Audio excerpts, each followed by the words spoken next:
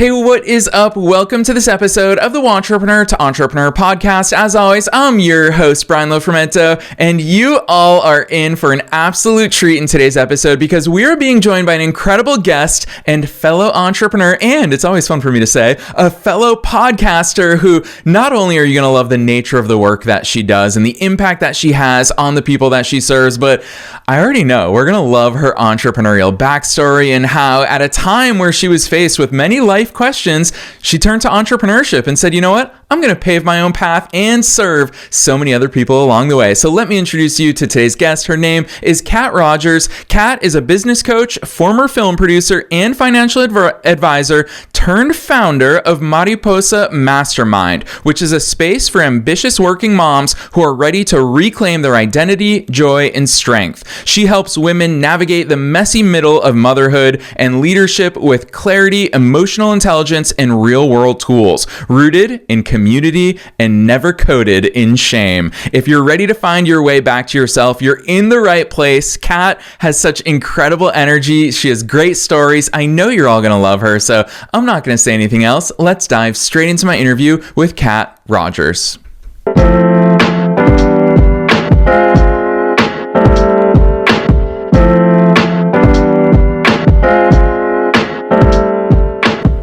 All right, Kat, I am so very excited that you're here with us today. First things first, welcome to the show.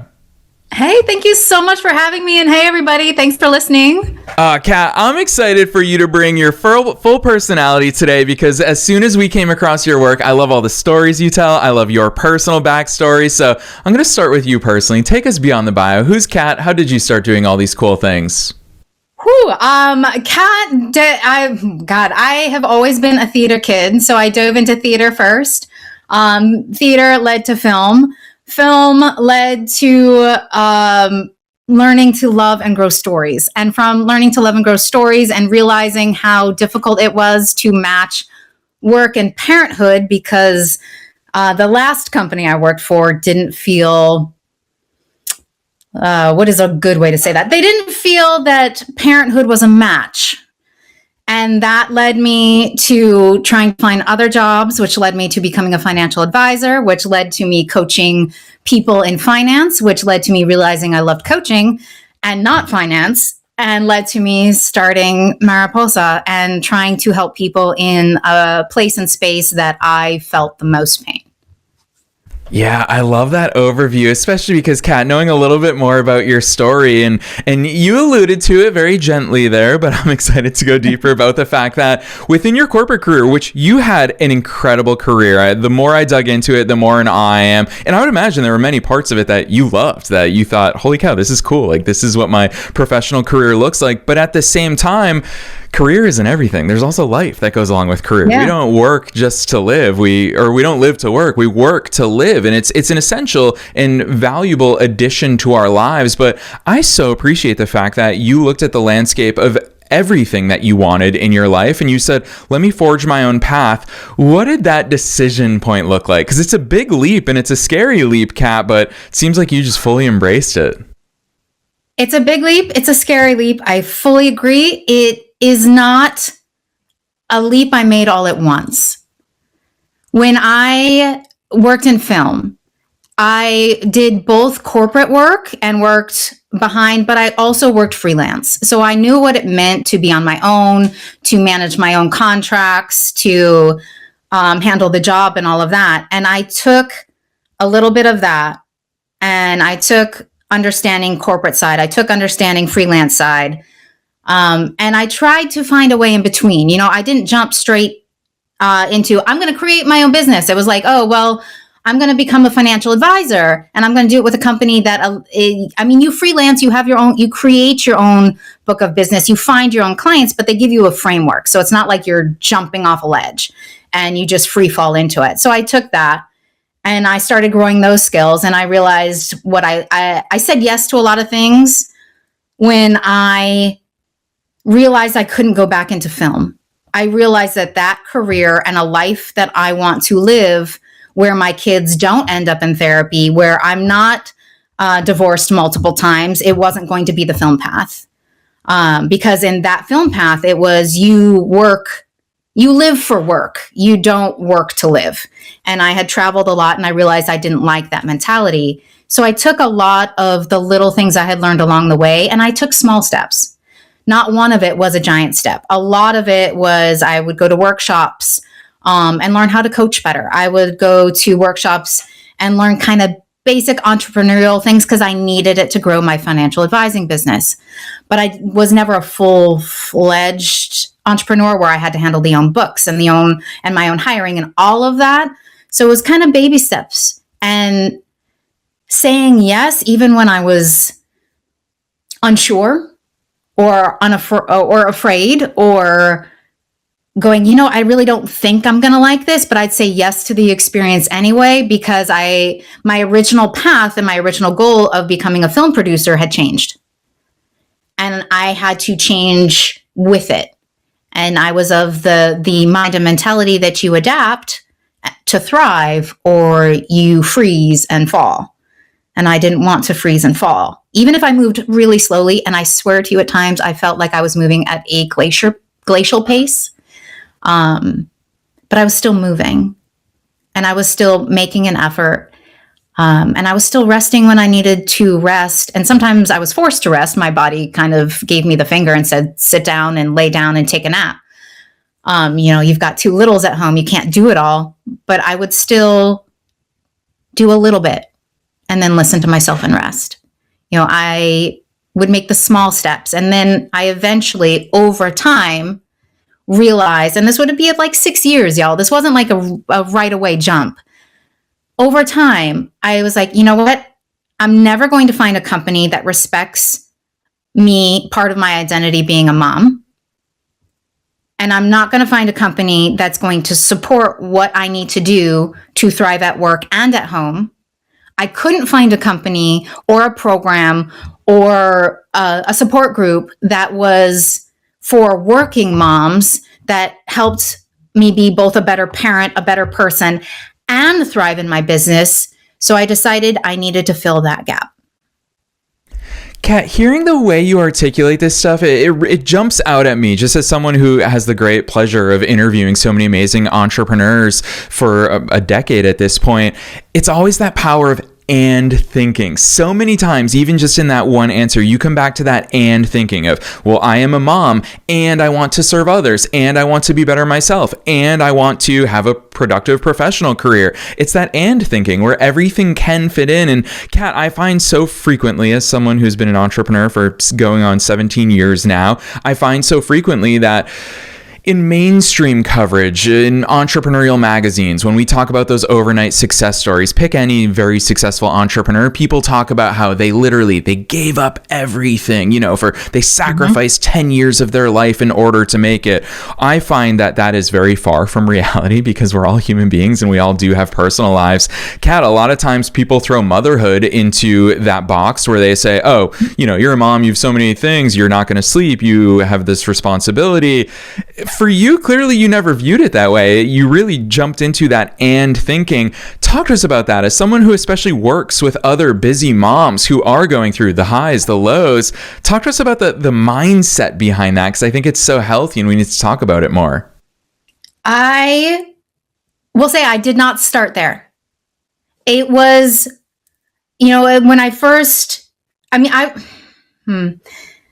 was, my last job, I had an 18-month-old at home and I was pregnant. And when I announced my pregnancy in a meeting, and because I needed to start preparing to take maternity leave, the first words I got were not congratulations. The first words I got were, oh, can you still do your job? And that started the whole like dive into myself of, oh my God, my whole life I had been identified as Kat, the filmmaker. I had been identifying myself as like the storyteller, the filmmaker, the person who gets it done. And I realized slowly over time, having hit after hit, I guess 7-8 months after that, oh my God, can you still do your job? I was fired for not being available enough on maternity leave, doing the most feminine thing possible was punishable. So a part of my identity, what I was now embracing, was no longer good enough to be seen in the business world, to be seen as someone capable. And it really, really messed with my head. You know, who I was and what I thought I was and what I thought I was capable of doing, I was very much torn apart by a lot of that. And I had to rebuild myself saying, no, I refuse to be put into a box.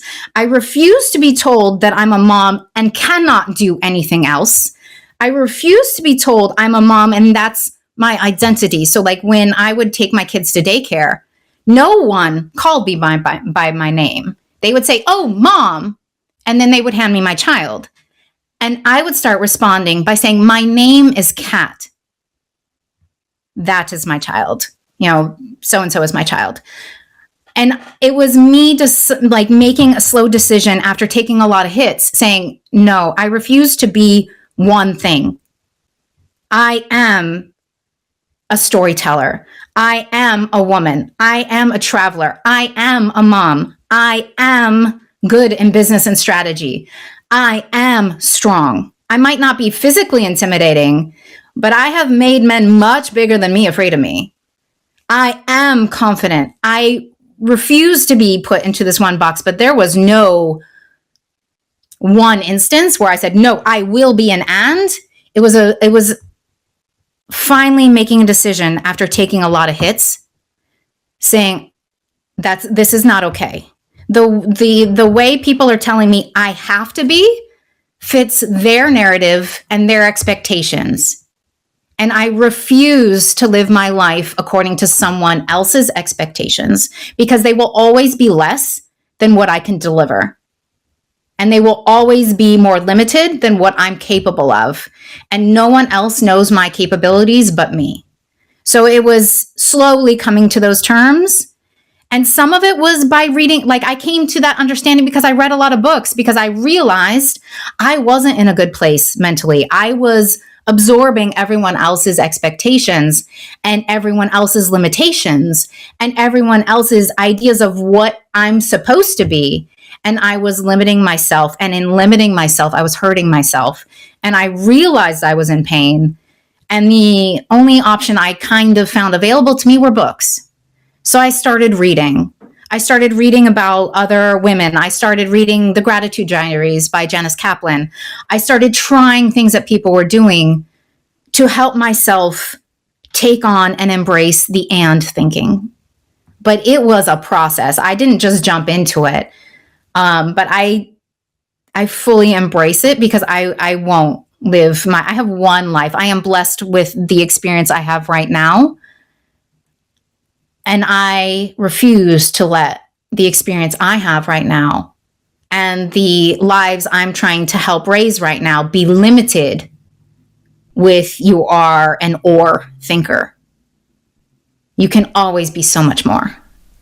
Yes, Kat, I feel like you're preaching to the choir here. I feel like these words that you're using, you talk about not fitting into boxes, and I feel like you're encapsulating so much of what we entrepreneurs innately feel inside of us, but it's hard to always articulate why we feel so different from so many other people. And I come from an immigrant family, and my mom's family immigrated to the United States, and her youngest brother, my youngest uncle, who lives in the Maryland area, he often talked to me about it when I was young. Is he said, Brian, I always felt unsortable, kind of like the Harry Potter sorting hat, because he was 9 when they moved to the United States. And he's like, in Albania, I don't feel Albanian because I was so young when we left Albania. In the United States, I'm that kid with a funny accent whose 5th language is English, and I eat weird smelling food. He's like, I never really fit in there. I feel unsortable. And in Kat, fortunately for so many people who feel unsortable, we turn to charting our own path. And that's why I'm so grateful that there are amazing entrepreneurs such as yourself out there.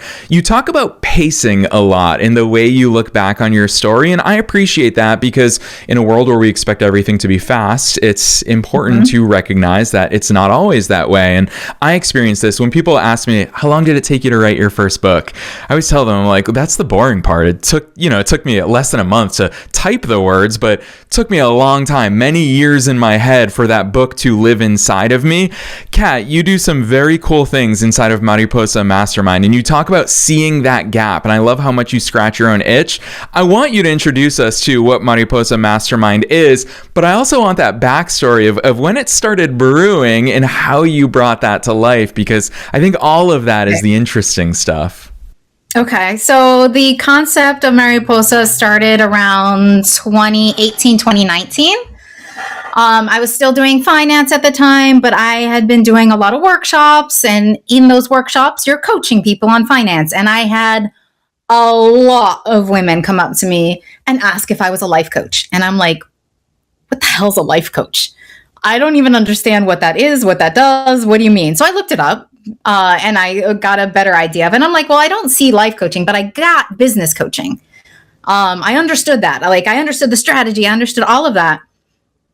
And I started kind of looking back at how can I coach women in a way that's meaningful to me, and I feel like I'm serving a purpose, and I feel like there's a need. So almost every entrepreneur book, small business book, any of those books will say, where did you have the greatest need? Where was your greatest pain point? And did you get the help you needed in that pain point? And my greatest pain point, and I understand this sounds horrible, but my greatest pain point was becoming a mom. And not because becoming a mom was beautiful, but I was punished for it in the business world. And that was incredibly difficult to go through. Going through the transition of having to change how I think about things and how I process things, and how, it took me years. It took me like 3 years to kind of fully go through that process. And I was like, well, that was my greatest pain point. And all of my finance clients keep asking me if I coach. So maybe there's a way to take coaching and what I'm good at in business, which was strategizing and explaining things and putting together systems and pipelines, and taking that skill and somehow applying it to my greatest pain point, which was that transition. And slowly over time, I did beta tests, and I would do workshops to friends and say, okay, these are things I learned at workshops that were helpful, tools that helped me get through this. These were things I learned through my own blood, sweat, and tears. And I would go to other workshops or take other classes or courses to learn how to translate, pain into a process type thing. And pulling all that together slowly. I would say, Mariposa as its own business entity is actually really young. It's 2.5 years old? But all of that work and slow development turned into creating a video series, because I realized that in my own journey, especially when I first started and I was early in the transition, I didn't feel worthy of investing a lot in me, but I needed a lot of help. So I have a video series for people that just need to DIY it, and they can take it one small piece at a time. They can do it when they're feeding their baby at 3:00 in the morning and they're wide awake and they want 15 minutes of a distraction, or they can do it however, and then they can step into a community and talk about it if they want, or if they don't have to. Or they can just join the community. If they just want to be around other working moms, they can jump into the nest and they can have conversations in there and share their joys. The fact they got to take a shower that day, or they finished their cup of coffee or tea while it was still hot. Or, they got the kids out the door and there wasn't a fight. The kids went right for their shoes and it was the first time. Or they landed a big gig. They can share all of that and be supported there. Or if they're ready to do something more, they can join a small group, think of it like a cohort, and they can learn together. They can grow together. They can share and support each other together. They can have all of that peer-to-peer support. They can have that direct coaching with me. And I bring in guests and they can have that. Or if they're a corporate sponsor, then that's different. We do custom workshops, usually well, at least right now, we're going to try and broaden. But right now, a lot of women's groups, the employee resource groups will have me come in to support their working moms or their mom execs or whatever. And we will focus on leadership and include that whole mom component, because whether you're told directly or not, you as a mother are naturally a leader.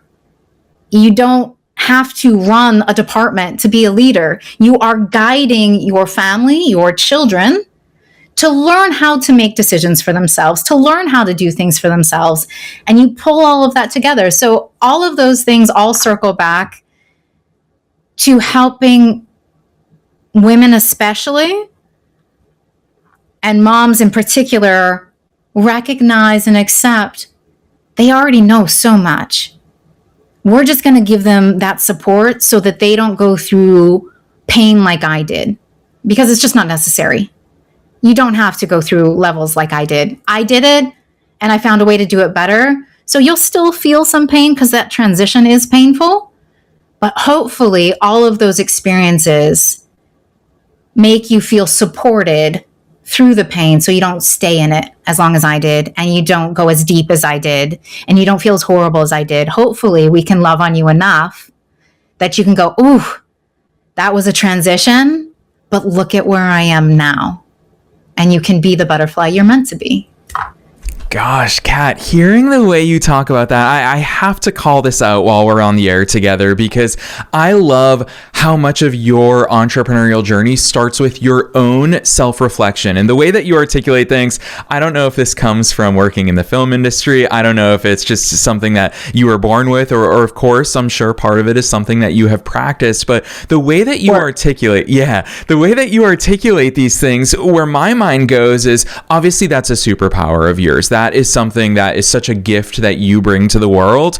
And when I see the way that you unleash this gift into the world, I'm going to call this out while we're on the air, is that I'm obviously not a mom, but when I scroll through your website, it just feels like you have this ability to call things out that I think we as humans living our lives, we tend to gloss over. We know that we experience these things, but we don't pause, we don't reflect, and importantly, I don't think we articulate it. And that's why, as the host of a podcast, I believe that calling things out in conversations, I believe that this is the first step in us making these steps forward. And Kat, that's obviously a big part of what you do with your work. I would imagine there's a lot of moms who enter your ecosystem and go, Kat, I've always had this feeling, but I didn't know how to explain it. They didn't have the words. Yeah, let alone did I know that there were other people out there.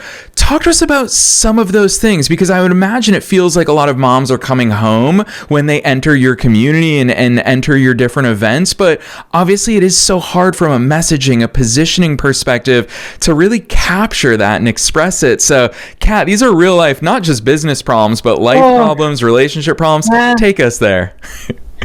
Wow. So if we want to talk about capturing that voice, that is still, and I'm going to be 100% honest, that's still something I struggle with, because a lot of times the person that I am trying to help is in pain and they're in a hard point, and it's really difficult to reach them. And I know how to help them and I know how to get them out of that point. But I also know it's hard for them to hear and take in things at the point they're at. So sometimes I have to aim for them, for those a little bit past that pain point. And that's not exactly who I want to, yes, I want to help them. And yes, they're not done on that journey. But it's tricky trying to find the right words that help people feel seen and understood and safe. Is very tricky, especially with a lot that's going on in the world at the moment. A lot of things feel unsafe. A lot of spaces feel unsafe. And it's, excuse me, it's not safe to say, this is difficult. It's not safe to say, I need help, because judgment comes on you. So it's, oh gosh, marketing and finding the right words that help connect. I don't know if that struggle ends for any entrepreneur or business owner. It's a challenge. It is, yeah, it's a challenge. Once I get them in the room, connecting and helping them get the words and feel safe and know that I'm not going to tolerate anyone who makes that space unsafe. I will kick them out so fast, they won't even know what hit them. That part is easy for me. But it's still a struggle to find the words to connect with people at all of those phases, especially because I know how closed off you can be when you're early in the pain and transition of trying to figure out how to balance all of your parts of yourself, your career or your business, your newfound motherhood, your partnership, being in your community, finding your community, having to deal with friends that now no longer relate to you because you're a mom and they're not, or they're maybe further along in their parenting journey and you're new, or vice versa. All of those are new obstacles, and they're all things that I try to handle with care and with love. Whether I'm calling you out on behavior in those areas or bringing you in to something, I try to really make sure that I'm paying attention to the words I use. But that does make the marketing journey longer and harder than maybe other businesses or services. But yeah.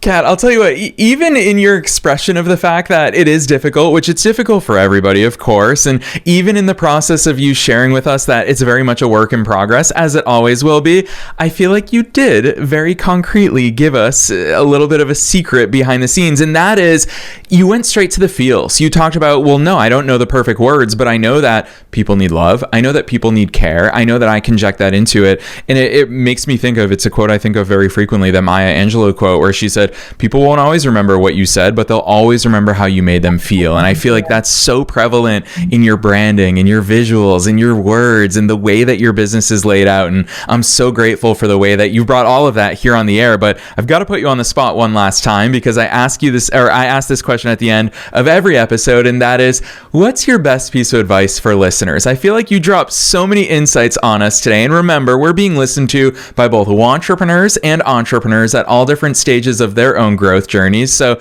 as a fellow entrepreneur, what's that one thing that you want to leave them with today? I think the best thing I can leave you with is trust yourself. I spent so many hours and so much time trying to find the best book, the best system, the best way, the best guide, instead of trusting that I had the skills. But I kept thinking I needed to be better.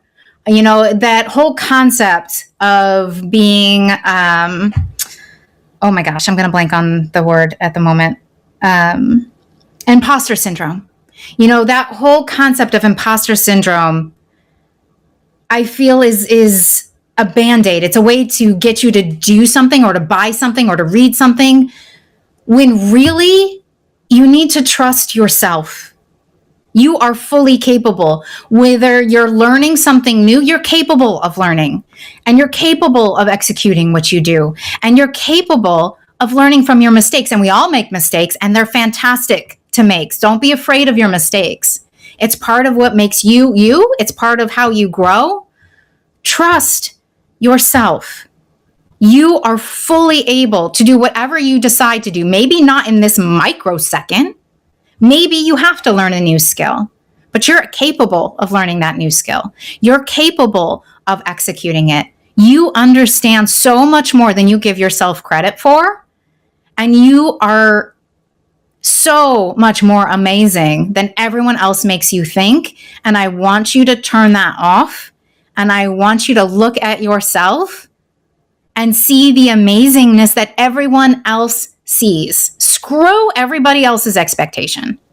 Screw every other module that you need to achieve. You don't have to be Pinterest perfect. You don't have to be a supermodel. You don't have to be paper thin. You don't have to deny yourself anything. You're amazing.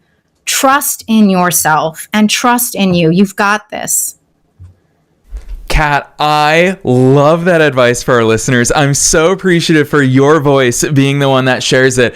I'll tell you this, in almost 1,400 episodes of being on the air, I feel like the most valuable advice for everybody probably is what you're the first one to just outright say it. Screw everybody else. Like, that is such an important part, not only of that final piece of advice, and you loaded so much into that, but I feel like that's the thread that follows your entire journey. And for so much of us, when we step into that, gosh, it unlocks that world of possibilities. So I'm so grateful for your voice, your transparency, your generosity and vulnerability in the way that you share these things. I'm also very excited because for listeners who have enjoyed hearing your energy here on the air today, they're going to find a whole lot of consistency in all the places that you show up online, because this is so you, Kat, and I knew that you deliver in this way here on the air. So I'm excited for listeners to check out your work. For people who do want to find your work online, drop some links on us. Where should listeners go from here? Oh, absolutely. Go to mariposa.com, mariposamastermind.com. There is everything. You can see the workshops we do, any upcoming things. There'll be a banner right on the homepage. We've got quizzes for you if you're not sure where you want to go. Everything is on the website. Or if you are like, I'm not ready for that, I just want to listen, you can find me on Instagram at Mariposa Mastermind, or my personal at I am Kat_hear me roar. Those are my two favorite places. Or if you really want to come find me on LinkedIn, you can find me at Mariposa Mastermind or Kat Rogers. Yes, and listeners, you already know the drill. We're making it as easy as possible for you to find all of those links, and you see how accessible Kat is. If you want to reach out to her and follow along, or better yet, if you listen to her and you said, this resonates, this is my tribe, this vibe has attracted me into their tribe, then do not be shy in reaching out. Check out all those links down below in the show notes. Otherwise, Kat, on behalf of myself and all the listeners worldwide, thanks so much for coming on the show today. And thank you so much for having me. I love and adore your energy, and I appreciate everything you said and the uplift that you did for me as your guest today and for all of your other guests.